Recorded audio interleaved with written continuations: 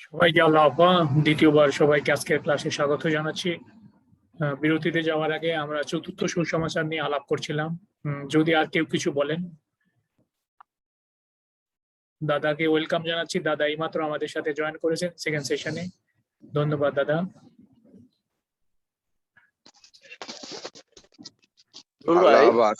তাড়াতাড়ি এসছি। আজকে তাড়াতাড়ি এসছেন দাদা। হারাধন দা কিছু বলছিলেন? হ্যাঁ, বলছিলাম এটা শুধু এই কথাটা শুধু রাজন্য পড়বে কেন, আমাদের ছোট করে চিন্তা করলে সমাজপতিদের বেলাও তো প্রযোজ্য হয়। যখন একটা দেশের রাজা এরকম করবে তখন সমাজপতি এমনি করতে বাধ্য হবে, বুঝতে পারছেন? আর মানে কোনো জায়গায় বড় আকার ধারণ করলে তখন রাজন্য বা রাজাদের বেলায় প্রযোজ্য, কিন্তু কোথাও কোথাও যে ছোট আকার ধারণ করে সেই সমাধান তো রাজা দিবে না, তখন তো সমাজপতিরাই দিবে। আর এই বিষয়ে সমাজপতিদেরও তো করণীয় আছে, তাদের তো চিন্তা করা উচিত, তাদেরকে ভাবতে সুযোগ দেওয়া উচিত, এবং সেটা বর্তায় তো আমাদের উপরই। সমাজ পরিবর্তনের ভাবনা যেহেতু আমাদেরকে তো অবশ্যই চিন্তা করতে হবে এবং সমাজপতিদের আহ্বান করতে হবে, তাদেরকে সে বাণী পৌঁছে দিতে হবে এবং তাদেরকে বলতে হবে। ছোট করে চিন্তা করলে যদি আমরা করি, সেটা তো আমাদের মাঝেও যে এখন হয়তো আমাদের সংখ্যা কম, এই বর্তমান সময়ে নন বাহাইরাই সমাজপতি, আর বাহাইরে যে একসময় সমাজপতি হবে না তাও তো না। আবার পরোক্ষভাবে আমি আমাদের বাহাইদের মধ্যে বেশ কয়েকজন দেখতে পেলাম যে তারা পরোক্ষভাবে সমাজ, তাদের মানে তাদের অঞ্চলে ওই এলাকার লোকজন তাদেরকে বড় করে দেখে এবং তাদের পরামর্শ নিয়ে যায়, সৎ পরামর্শ নিয়ে যায়। তাহলে এখানে তো একটা পরিবর্তনের ভাবধারা প্রচলিত ভাবে মানে চালু আছে, আমরা দেখতে পাইছি। এটা তো আমাদের বেলা চিন্তা করা উচিত ছোট করে, ওইটাই আমি বলতেছি আর কি। ওকে, থ্যাংক ইউ দাদা। আর কেউ?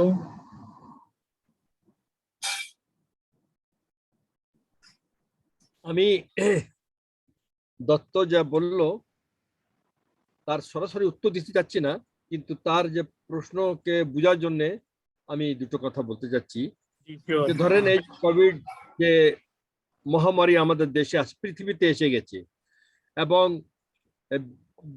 বিশ্ব ওয়ার্ল্ড হেলথ অর্গানাইজেশন সবাইকে বলেছে কি আপনারা এইভাবে নিয়ম পালন করেন। আর আমরা যদি ওইভাবে না করি তাহলে ওরা কি আমাদের একক মানুষকে জিজ্ঞেস করবে না সরকারকে বলবে? ওরা সরাসরি চিঠি পাঠাবে সরকারকে, কে আপনাদের দেশে আপনারা কোভিড এর যে নিয়মতন্ত্র ওটা মানতেছেন না, এটা তারা বলবে।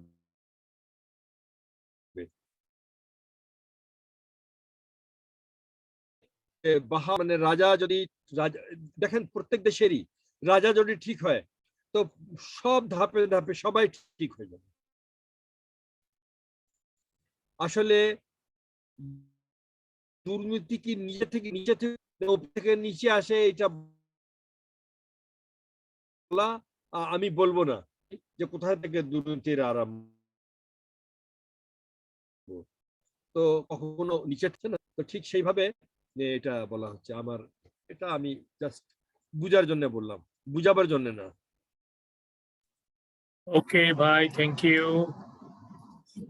আর কেউ যদি না বলেন 4 নাম্বার সুসমাচারে, তাহলে আমরা সামনে যেতে পারি। রহিম ভাই আনমিউট করেছেন, কিছু বলবেন মনে হয়।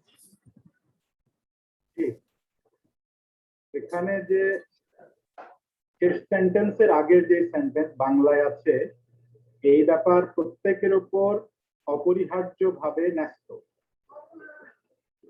এটা ইংলিশ আছে হচ্ছে দিস ম্যাটার ইজ ইনকিউম্বেন্ট আপন এভরিওয়ান, আর আরবিতে আছে ওয়াহাজা ফারদুন আলাল কুল্লি। তো মানে হচ্ছে এটা প্রত্যেকের জন্য ফরজ। এটা পড়ার পরে আমি যেটা বুঝলাম যে আসলে সব ধর্মে কিছু ফরজ অব্লিগেটরি থাকে, তো সেগুলো কিছু থাকে, কিছু মানে বেশিরভাগই থাকে হচ্ছে কন্ডিশনাল, যে এই কন্ডিশন হলে এটা অব্লিগেটরি। কিন্তু আনকন্ডিশনাল ফরজ, যেমন ইসলামে একটা ছিল আনকন্ডিশনাল ফরজ, সেটা হচ্ছে তালিবুল ইলমু ফারিদাতু আলা কুল্লি মুসলিমিনা ওয়া মুসলিমিন, অর্থাৎ প্রত্যেক মুসলমান নন নারীর জন্য জ্ঞান অর্জন করা ফরজ ছিল। এবং এটা হচ্ছে আনকন্ডিশনাল, যে যে বয়সের হোক, যে ধরনের আপনার ইকোনমিক্যাল কন্ডিশনের হোক, যেই দেশে হোক, যা হোক, মানে সবার জন্য জ্ঞান অর্জন ফরজ ছিল। তো আমি দেখতেছি বাহাই শরীফের মধ্যে একটা এরকম আনকন্ডিশনাল একটা ফরজ দেওয়া আছে। সেটা হচ্ছে যে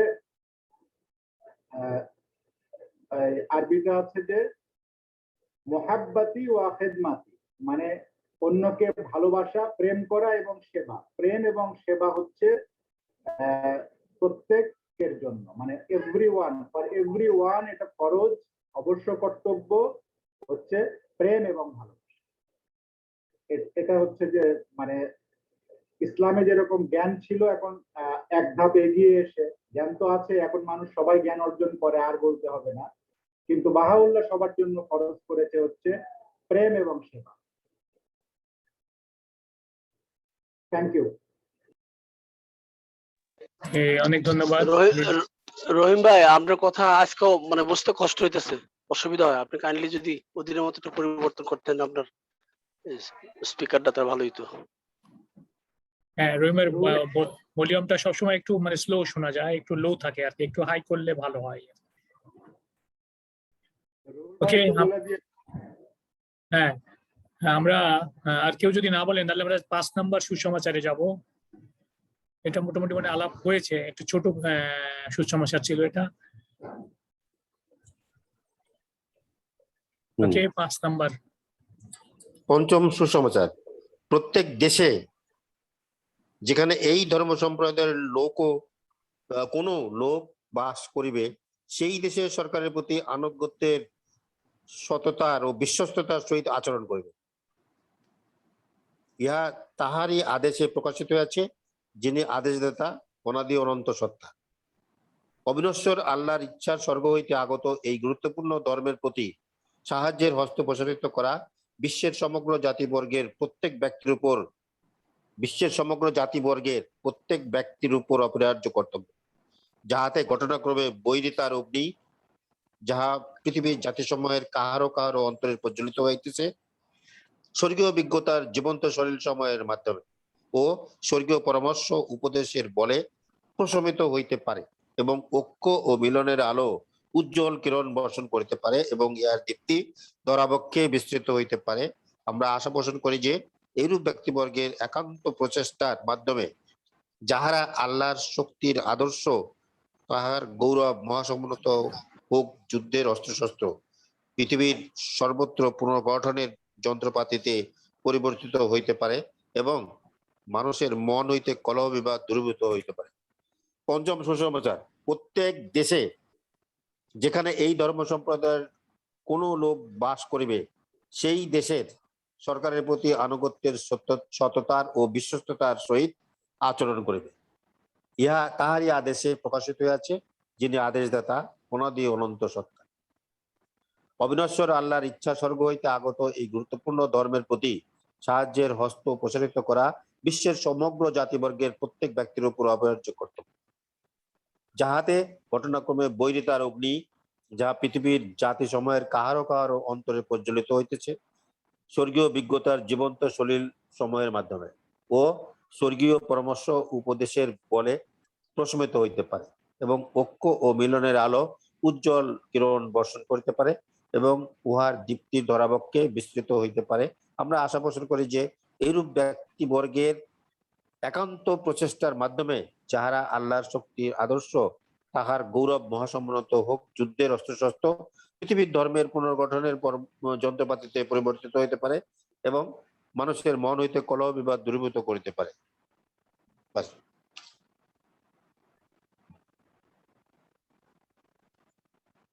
ওকে, থ্যাংক ইউ ভাই। এবার কে বলবেন? আগে দুইটা বিষয় আছে এখানে, প্রথম প্যারাতে একটা বিষয় আছে আর সেকেন্ড প্যারাতে আর একটা বিষয় আছে। তো আগে কে আসবেন? ইমরান?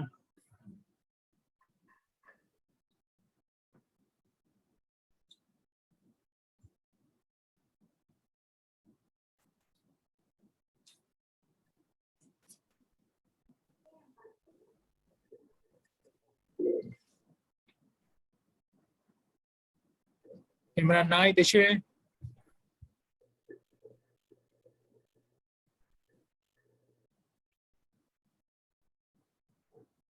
ইমরান,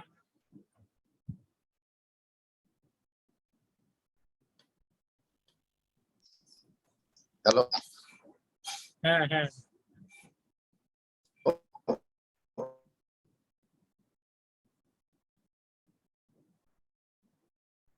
ইমরান, আমাকে শোনা যায় না?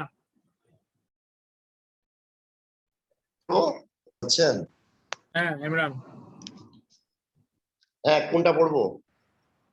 বলতে হবে দুটাতেই, দুই প্যারাতে 5 নম্বর সুসমাচার।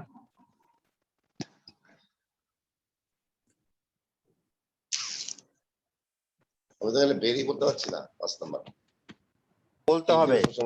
এখানে যে সরকারের প্রতি আনুগত্য প্রদর্শনের সম্বন্ধে প্রথমে বলছে, তারপরে আর কি বলছে এটা বলছে। পঞ্চমটা তো, পঞ্চমটা তো, হ্যাঁ হ্যাঁ, পঞ্চম।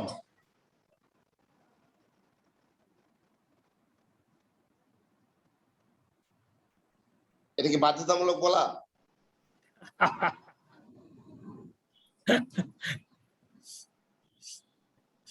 না বলতে চলে নাই। না, আসলে মহান বাহাউল্লাহ যে সমস্ত বাণী দিয়েছে আসলে কঠিন।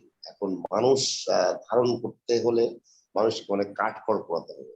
কাঠখড় বলতে বোঝাচ্ছি যে জ্ঞান এবং বিজ্ঞতা এবং তার যে মানে খারাপ গুণ সেগুলো পরিত্যাগ করতে হবে এবং জ্ঞান বিজ্ঞতা বাড়াতে হবে। তাছাড়া এই সমস্ত জিনিসগুলো মানুষ মানে গ্রহণ করতে পারবে না। তো আমরা আমাদের দেশে দেখছি আজকে মানে প্রায় ছোটবেলা থেকে শুনছি যে আমাদের দেশ সম্প্রীতির দেশ, কিন্তু এখানে দেখি আমি এক সম্প্রদায় আর এক সম্প্রদায়ের বাড়িতে আগুন লাগাই দেয়, এক সম্প্রদায় আর এক সম্প্রদায়ের মানে পবিত্র স্থানে মানে গন্ডগোল লাগাই দেয়। এগুলো আমরা দেখি। তো এগুলো কিন্তু সরকার বা এগুলো কিন্তু মানে যারা প্রতিনিধি, সমাজের প্রতিনিধি, বড় প্রতিনিধি, এরা কিন্তু এগুলো রদ করতে পারে না। কেননা তারাই হয়তো লাগায় বা লাগায় না, বা সাধারণ জনগণ হয়তো লাগায় বা লাগায় না। তো আমরা আমরা যারা মনে করি যে এইগুলো যদি মানতে হয় তাহলে প্রথমে রুট লেভেল থেকে মানতে হবে। রুট লেভেল থেকে মানতে পারে তারাই তখন যারা সমাজ করতেছে তারাও যদি লাগাতে চায় তাও লাগাতে পারে না। কেননা কাজ তো করবে আসলে একবারে নিচের লোকেরা, ওরা তো আর কাজ করতে পারবে না, ওরা জাস্ট অর্ডার দিয়ে চলে যায়। তো আমরা যারা মানে নিচের লেভেলে আছি তারা যদি এই জিনিসটা বুঝতে পারি যে আসলে প্রত্যেকটা সম্প্রদায়ের লোক একে অন্যের সাথে ভালো আচরণ করবে, বিশ্বস্ত আচরণ করবে, তখনই আসলে বিশ্বের শান্তি এবং এই বিশ্বের একতা এগুলো দেখা দেবে। তো এখন আমরা দেখি কি এক সম্প্রদায় আরেক সম্প্রদায়ের সাথে গন্ডগোল চলছে। তো কারণ কি আছে? আমাদের যা মানুষ বোঝায় তাই বলছে, অর্থাৎ সাধারণ যে গ্যাস রুটের মানুষ আছে তারা আসলে মানে সঠিকভাবে বুঝতে পারছে না এবং তারা কি করবে তারা উদ্ভ্রান্তের মতো আছে। একজন যেটা বলছে সেটাই মনে হচ্ছে এটাই সঠিক। তো মহান বাহাউল্লাহ বলছেন যে অবশ্যই এই এই জিনিসগুলো আমাদেরকে মানতে হবে এবং বিশ্বস্ততার সাথে আচরণ করতে হবে। এগুলো যদি আমরা করতে পারি তাহলে পরে অবশ্যই আমরা বিশ্ব একতার দিকে যেতে পারবো। পরবর্তীতে আমরা দেখছি অবিনশ্বর আল্লাহর ইচ্ছার সর্বহিতে আগত এই গুরুত্বপূর্ণ ধর্মের প্রতি সাহায্যের হস্ত প্রসারিত করা বিশ্বের সমগ্র জাতিবর্গের প্রত্যেক ব্যক্তির উপর অপরিহার্য কর্তব্য। আসলে আমরা যদি পূর্বের ধর্মগুলোতে দেখি যে ধর্মকে রক্ষা তো সৃষ্টিকর্তাই করেন, কিন্তু কিছু মানুষের দরকার হয়। তো এই জন্য মহান বাহাউল্লাহ আশা করছেন যে কিছু মানুষ তাদের হাত বাড়াই দিবে এবং এই বিশ্বের সমগ্র জাতিবর্গের প্রত্যেকের উপর এই কর্তব্যটা দিয়ে দিয়েছেন বাহাউল্লাহ, যে এই ধর্মকে সঠিকভাবে মানুষের কাছে উপস্থাপন করার জন্য, যাহাতে ঘটনা ক্রমে বৈরিতার অগ্নি যা পৃথিবীর জাতিসমূহের মধ্যে ও ধর্মীয় পরামর্শ ও আদেশের বলে প্রশমিত হইতে পারে। এখন এখানে লক্ষ্য করার বিষয় যে আমরা যে বর্তমানে যে জাতির মধ্যে বৈরিতা এবং হিংসাত্মক ঘটনা এগুলো যে হচ্ছে, এইগুলো প্রশমিত করার জন্য অবশ্যই আদেশ পালন করতে হবে, তাছাড়া সম্ভব না। এবং লাস্টে আমি দেখছি যে এইরূপ ব্যক্তিবর্গের একান্ত প্রচেষ্টার মাধ্যমে যাহারা আল্লাহর শক্তির আদর্শ তাহার গৌরব মহাসমন্ত হোক, যুদ্ধের অস্ত্র শস্ত্র পৃথিবীর সর্বত্র পুনর্গঠনের যন্ত্রপাতি পরিবর্তিত হতে পারে। এবং আমরা ওই আগেও দেখেছি এই জিনিসটা যে মানে মানুষ যে সমস্ত মানুষকে মারার জন্য যে সমস্ত খরচ করছে, এই সমস্ত খরচ মানুষ যদি বুঝতে পারে এক সময়, তাহলে পরে মানুষ মারার জন্য এগুলো খরচ করবে না, মানুষকে রক্ষা করার জন্য এগুলো খরচ করবে। আর যখন রক্ষা করার জন্য খরচ করবে, মানুষ এমনিতেই এত কষ্টের মধ্যে বা এত অভাবের মধ্যে থাকবে না, মানুষ তখন সুখী সমৃদ্ধ মানুষ হবে এবং একে অপরের সহিত তারা ভালো আচরণ করতে পারে। জন্য তারা তো স্বাবলম্বী হয়ে যাবে। স্বাবলম্বী বলতে এটা বোঝাচ্ছে যে যদি আমরা খারাপ কাজে অর্থ ব্যয় না করি, তাহলে তো অর্থটা থাকছে, তাহলে ভালো কাজে ব্যয় করবে। যদি সবার মধ্যে এই মানসিকতা থাকে, অবশ্যই একদিন মানুষ একতা হয়ে যাবে। তো কলবিবাদ দূরীভূত হওয়ার একমাত্র কারণ এই সাধারণ যে জনগোষ্ঠী আছে তাদের মধ্যে এই জ্ঞানটা, হওয়ার জ্ঞানটা দিতে হবে। তারা যদি সেটা ধারণ করতে পারে, অবশ্যই পৃথিবীতে শান্তি আসবে। এবং এই যে যে অস্ত্রের ঝঞ্ঝানি, এবং যে আমরা দেখি যে 1 ঘন্টা যদি যুদ্ধ পড়ে তাহলে কত বিলিয়ন টাকা খরচ হচ্ছে, কিন্তু আমরা যদি সেইগুলো বাদ দিতে পারি, তাহলে পরে মানুষের কল্যাণে সেই অর্থ ব্যবহার করতে পারি, তাহলে অবশ্যই পৃথিবীতে বিশ্ব শান্তি এবং বিশ্ব একতা করতে পারে। ধন্যবাদ। জি, অনেক ধন্যবাদ ইমরান।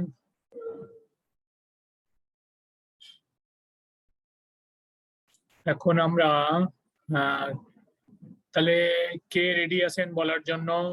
দাদা বলবেন কিছু?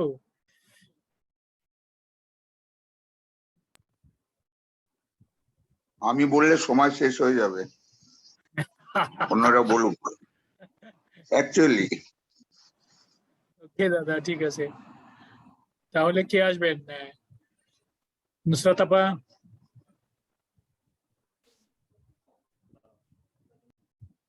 রিজভি ভাই করেছেন, আনমিউট করেছিলেন, বলবেন কিছু? বলতে চাচ্ছি যে কর্মসংস্থানের যে বিষয়টা আছে, যে এখানে বাহিরদের একটা রিজভি শুনতে পাই না। এখন শুনতে পাচ্ছেন? হ্যালো,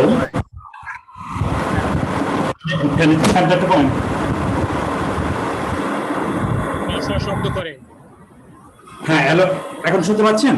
হ্যাঁ হ্যাঁ হ্যাঁ।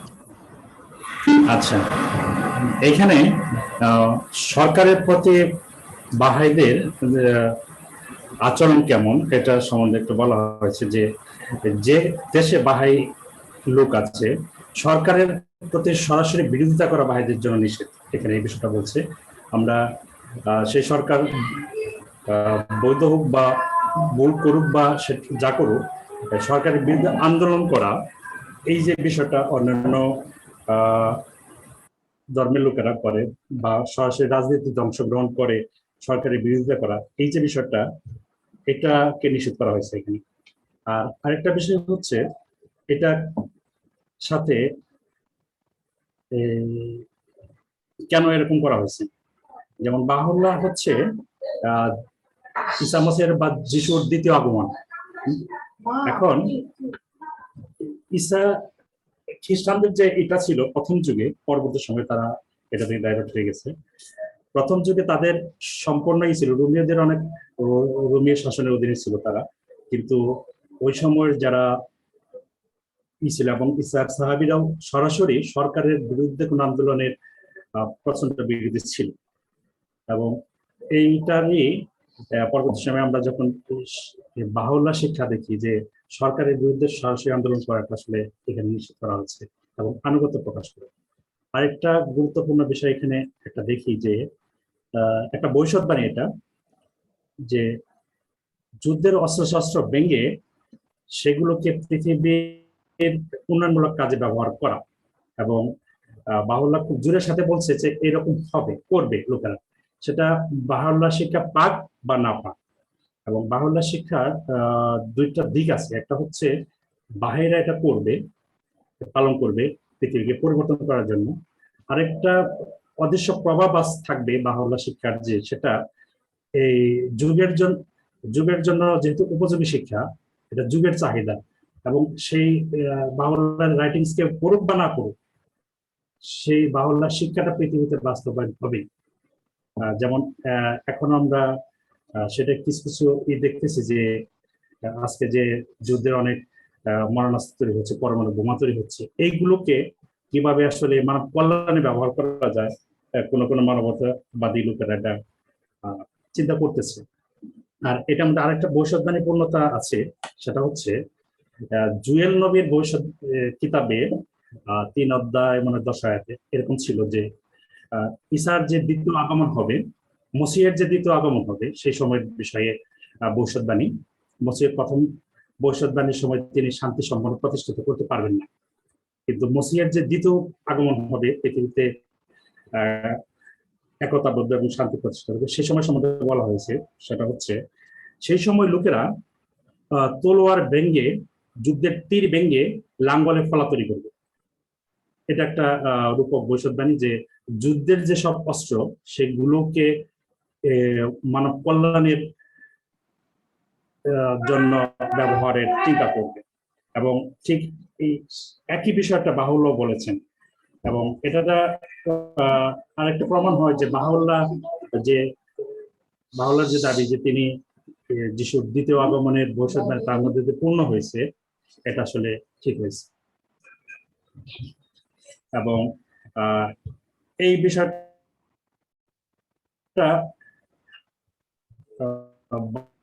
বাহাই নয় এমন লোকদের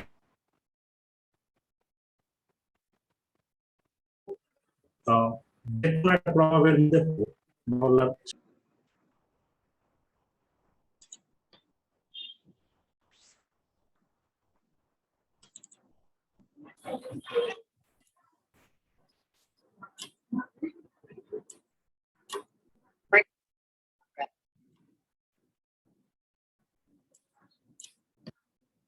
ওকে, রিজবিকে অনেক ধন্যবাদ। আমরা আরেকজনের কাছে শুনবো।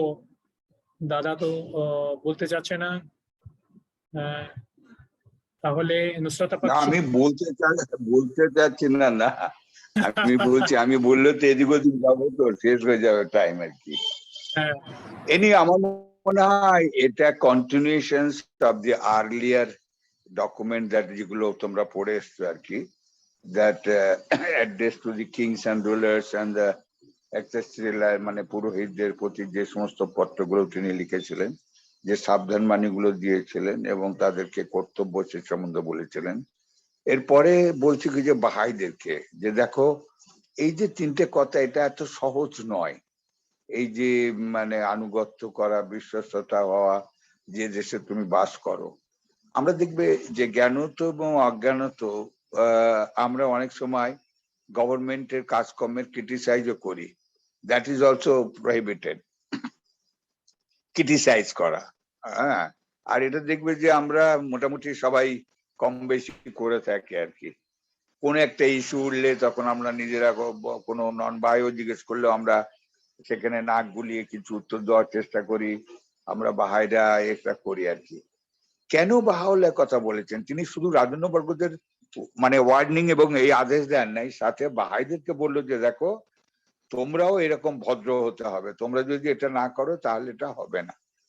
সাথে সেকেন্ড প্যারাতে কি বললো যে তোমরা চিন্তা করো না, আমাদের যদি নিজেদের জীবনকে এভালুয়েট করি আর কি, আমরা যে যে দেশে বাস করি আর কি,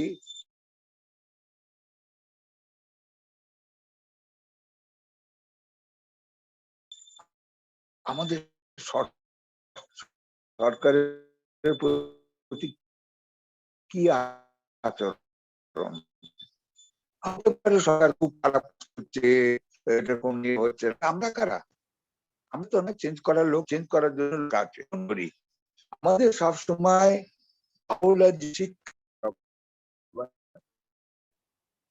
আমাদের মনে যে দুটো মানে ভাবির আননেসেসারি বাহাওয়ালা বারণ করার পরেও তারা গিয়েছিল, গাজা বন্দুক নিয়ে অ্যাটাক করেছিল Nasiruddin Shah.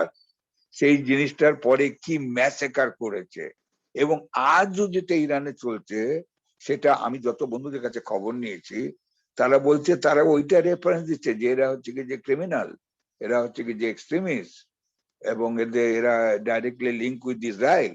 This kind of propaganda they are making. কেন না, ওই যে নাসিরউদ্দিন শাহ যে অ্যাটাক, সেটা তারা তুলে ধরে আর কি। যাই হোক, সেই জন্য আমরা যে দেশে বাস করি আমাদের খুব সাবধানে থাকতে হবে কথাবার্তা করার জন্য। আমাদের সময় নাই এগুলোর জন্য আর কি। অ্যাকচুয়ালি আমাদের যে হাউস অফ জাস্টিস যে প্ল্যান প্রোগ্রাম দেয়, এটার উপর যদি আমরা ফোকাসিং করি তাহলে মানে আমাদের জীবনে অনেক উন্নতি হবে এবং পেটেরও ভালো হবে। সেকেন্ড প্যারায় যেটা বলেছে এটা শুধু মানে আমাদের ওই দৃষ্টিভঙ্গির উপরে, মানে রাজন্যবর্গদেরকে বললো বা হাইদেরকে বললো, তারপরে ইন জেনারেল বাহাওয়ালা এখানে বলছে আর কি আমাদের কিরকম হওয়া উচিত, আর কি কি করলে আমাদের সংঘাত, আমাদের যে দ্বন্দ্ব, আমাদের যে বিদ্বেষ সেগুলো কাটিয়ে উঠতে পারবো, আর যদি না হয় তাহলে কিভাবে আমরা আমাদের ক্ষতি করব, সে ইন্ডিভিজুয়ালি হোক আর কালেকটিভলি হোক আর কি। এই দুটো প্যারাটা কন্টিনিউশন অফ আর্লিয়ার প্যারা আর ওর সাথে মানে সংমিশ্রণ করে কথাগুলো বলা। জি দাদা, অনেক ধন্যবাদ আপনাদের সাথে শেয়ার করলেন কিছু। রশিদ ভাই। না, এখানে একটা বিষয় আলোচনা হচ্ছিল, ইমরান বলতেছিল যে মানুষ তারা বিভিন্ন সম্প্রদায়কে অ্যাটাক করে। এই অ্যাটাক করার বিষয়টা সম্বন্ধে একটু যদি আমরা চিন্তা করি তো দেখা যায় যখন ওইসব রাষ্ট্রর উৎপত্তি হয় নাই, একদম যদি ওই হাবিল কাবিলের গল্প শোনা যায়, দুই ভাইয়ের মধ্যেই গন্ডগোল ছিল এবং কোনো সম্প্রদায় তখন গড়ে ওঠে নাই। এবং এটা মানুষের স্বভাবতই, যেখানে সম্প্রদায় নাই, মনে করে একটা যদি কল্পনা করেন একটা গ্রাম, সেখানে তার প্রতিবেশীর সাথে গন্ডগোল, তারা একই সম্প্রদায়ের লোক কিন্তু গন্ডগোল।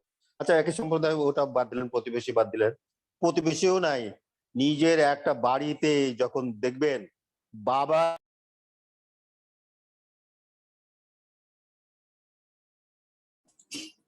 রশিদ ভাই মিউট হয়ে গেছেন।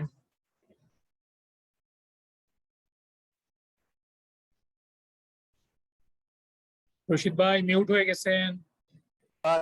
এরপরে যদি দেখবেন, কেটে দিছি আমি ডিক্লাইন, এরপরে যদি দেখবেন ভাই ভাইয়ে যে গন্ডগোলটা হয় সেটা ওই ভাই ইহুদি না আর ওই মুসলমান এরকম না, দুজনে একই মুসলমান কিংবা যে সম্প্রদায়েরই হোক, তারা নিজেরা যে গন্ডগোল করে সেটা অভাবনীয়, যে অসম্ভব ব্যাপারও, চাচা ভাতিজার সঙ্গে গন্ডগোল এক কবে কাটে ফেলে এরকম।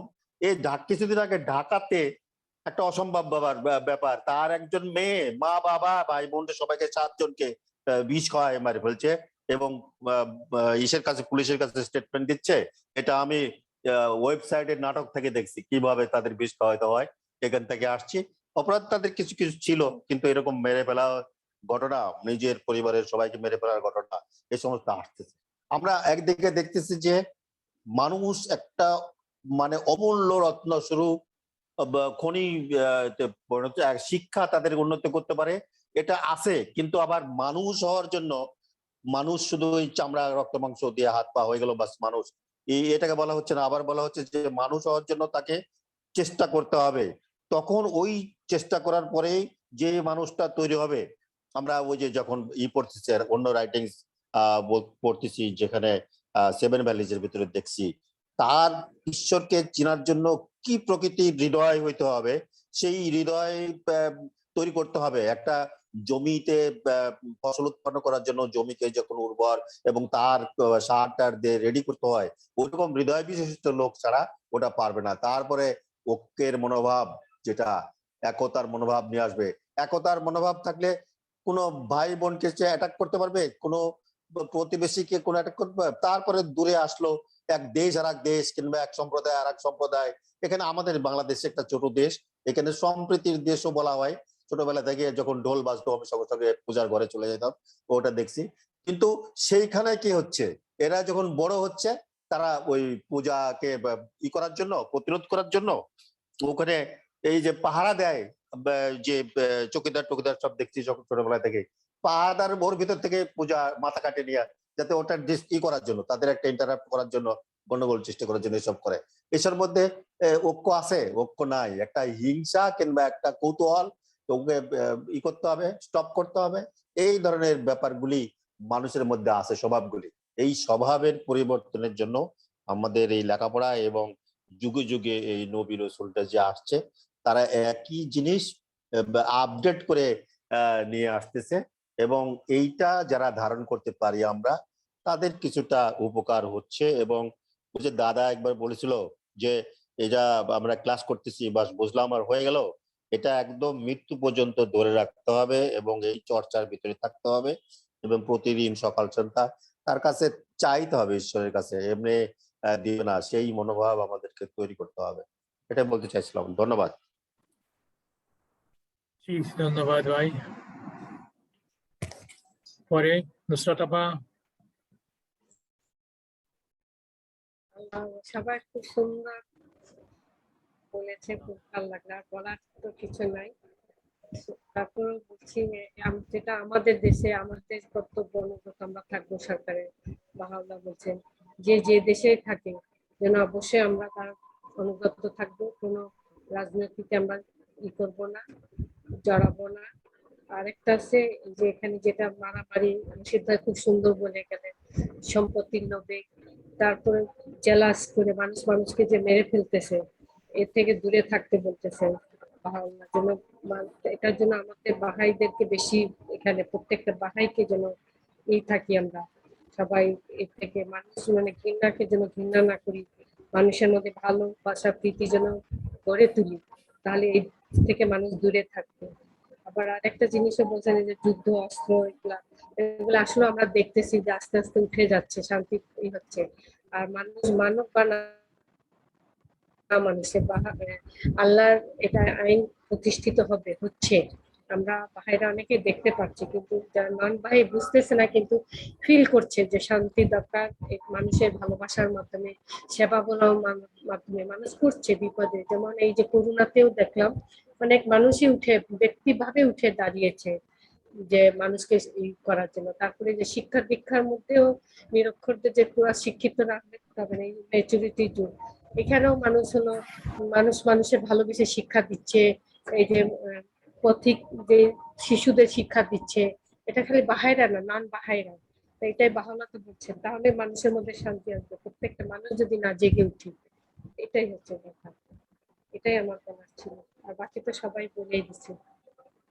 জি আপা, থ্যাংক ইউ। আসমা কিছু বলবা?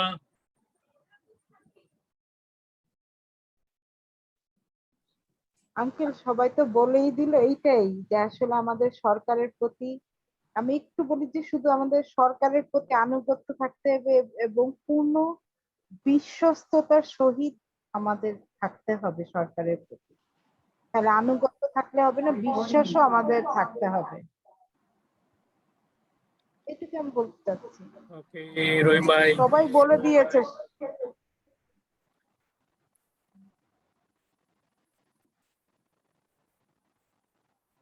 রহিম ভাই।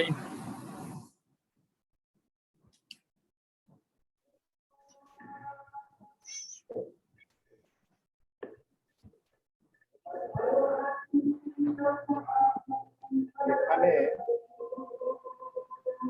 এটার আমি আরবিটা দেখতেছিলাম।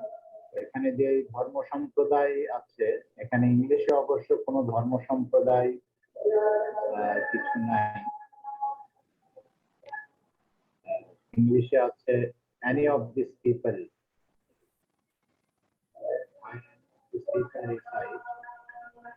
আরবিতে দেখলাম যে আছে in hazal হিজবা। হিজবা মানে হচ্ছে কিন্তু দল, আরবিতে হিজবা মানে পার্টিও বোঝায়। যেমন এই যে বাংলাদেশে একটা দল আছে না হিজবুল্লাহ, বা ওই যে আফগানিস্তানেও হিজবুল্লাহ একটা দল আছে। হিজবুল্লাহ মানে আল্লাহর দল, এখানে হিজ শব্দটা ব্যবহার করা হয়। ওটা যখন আমি পড়ছিলাম তখন মনে হলো তার মানে আমাদেরকে একটা গ্রুপ অফ পিপল, একটা দল হিসেবেই বিবেচনা করা হয়েছে। বাট সাধারণত ধরেন কোন দেশে একটা দল থাকলে সেই দল যদি সরকারে না থাকে তাহলে অটোমেটিক্যালি সেই দল বিরোধী দল হয় এবং সরকারের বিরোধিতা করে। কিন্তু এখানে আমাদেরকে এমন একটা দল হিসেবে বলা হয়েছে যে দল সরকারের বিরোধিতা করবে না, বরং এখানে তারা হচ্ছে সরকারের প্রতি লয়াল থাকবে, অনেস্ট থাকবে এবং ট্রুথফুল থাকবে। আরবিতে 3টা শব্দ আছে, বিল আমানাতে ওয়াস সাদকে ওয়াস সাফাই। আমানত মানে আমরা আরো বুঝি যে মানে আমানতদার আর কি, আমানত কোনো কিছু খেয়ানত করবে না। তো এটা পড়ার সময় আমার আরেকটা মনে পড়লো যে এই আব্দুল বাহার একটা রাইটিং ছিল মানে নারী পুরুষের সমান অধিকার সম্পর্কে। সেখানে আব্দুল বাহা একটা জায়গায় বলেছেন যে মানে therefore the mothers আচ্ছা, so it will come to pass that when women participate fully and equally in the affairs of the world, enter confidently and capably the great arena of laws and politics, or will see. তো এইটাতে আব্দুল বাহা বলেছে যে মানে যুদ্ধ কখন শেষ হবে, যখন নারীরা মানে পুরোপুরি ভাবে ল অ্যান্ড পলিটিক্স এর গ্রেট অ্যারিনাতে আসবে। এটা পড়ার পরে আমার মধ্যে প্রশ্ন আসছিল যে তাহলে মেয়েরা যদি পলিটিক্স এর ল অ্যান্ড পলিটিক্স এর অ্যারিনাতে আসবে, অথচ আমরা বলি যে বাহাইদের জন্য পলিটিক্স ফরবিডেন, তাহলে এটা কিভাবে? মানে বাহাই তাহলে কি বাহাই পুরুষের জন্য ফরবিডেন? আর যদি ফরবিডেন্স হয় তাহলে মেয়েরা এখানে যাবে কি? তো আমাদের যে এই যে গভর্নমেন্টের প্রতি লয়াল থাকতে হবে, এটা আমরা আজকে মানে আমি অ্যাটলিস্ট আমি আগে শুনতাম, আজকে পেলাম যে এটা কোথায় আছে। কিন্তু এখানে পলিটিক্স ফরবিড এরকম কিছু লেখা নেই। এখন ডিরেক্টলি পলিটিক্স ফরবিড কোথাও লেখা আছে কিনা জানি না, কিন্তু আমি আব্দুল বাহার লিখনীতে বরং পেয়েছি যে মেয়েরা পর্যন্ত যখন ল অ্যান্ড পলিটিক্স এর গ্রেট এরিনাতে আসবে তখনই আসলে যুদ্ধ শেষ হবে। কিন্তু এখন ধরেন হয়তো পলিটিক্স কে বাহাইদের কাছে রিডিফাইন হতে হবে। পলিটিক্স বলতে এখনকার যে জঘন্য পলিটিক্স সেটা না, কিন্তু গুড গভর্নেন্স এর জন্য যে নলেজ সেটাই হয়তো পলিটিক্স। আসলে পলিটিক্স এর যে মূল আইডিয়া গ্রিক থেকে এসেছে মানে রাজনীতি, সেটা তো আসলে গুড গভর্নেন্স এর জন্য এসেছে। তো আসলে বাহাইরাও ইভেন যে অ্যাডমিনিস্ট্রেশন যারা ইউনিভার্সাল হাউস অফ জাস্টিস, তারাও কিন্তু একটা গভর্নিং বডি, তারাও একটা গুড গভর্নেন্স চালাচ্ছে। তো গুড গভর্নেন্স এর জন্য পলিটিক্যাল নলেজ থাকতে হবে, পলিটিক্যাল প্র্যাকটিস থাকতে হবে। তো আমি জানি না, এই জিনিসটা আমার কনফিউজ। তো আজকে আমি জাস্ট রেজ করলাম এই জন্য যে আপনারা সবাই ভাববেন। আর এখানে দাদা আছেন বিজ্ঞ ব্যক্তি, যদি এই ব্যাপারে দাদার কাছে কোনো ইনফরমেশন নলেজ থাকে হয়তো উনি একটু শেয়ার করে আমাদেরকে এনলাইটেন করবেন। Thank you. থ্যাংক ইউ রে ভাই। আমরা শেষের দিকে চলে আসছি আজকে, আমাদের আর 1 মিনিট সময় আছে।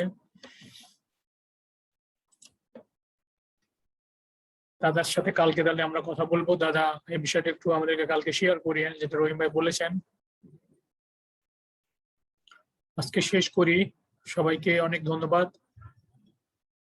সবাই ভালো থাকবেন, সুস্থ থাকবেন। আল্লাহ হাফেজ সবাইকে। আল্লাহ হাফেজ, আল্লাহ হাফেজ, আল্লাহ হাফেজ। রহিম, তোমার অ্যাকচুয়ালি যে কোশ্চেনটা এবং এনকোয়ারি আছে এটা আমার হোয়াটসঅ্যাপে ভালো করে দিও, আমি বুঝতে পারিনি আর কি। আমি এইটুকু বুঝি যে আব্দুল বাহা বলেছে মেয়েরা পলিটিক্সে যাবে এরকম একটা কিছু আর কি। এটা একটু আমাকে হোয়াটসঅ্যাপে ঠিক করে দাও।